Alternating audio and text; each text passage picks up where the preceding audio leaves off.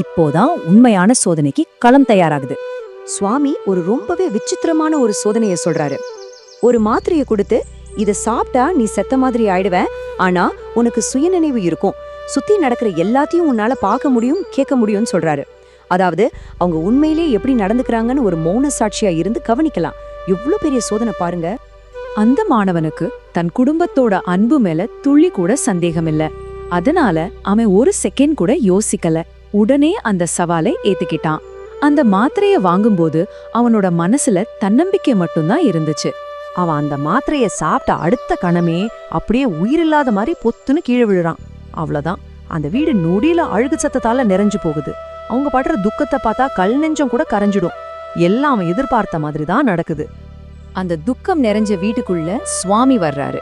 கையில ஒரு கிளாஸ் தண்ணியோட வந்து ஒரு பயங்கரமான நிபந்தனைய சொல்றாரு. யார் இந்த தண்ணிய குடிக்கிறாங்களோ அவங்க செத்துடுவாங்க, ஆனா இந்த பையன் திரும்பவும் எந்திரிச்சிடுவான்.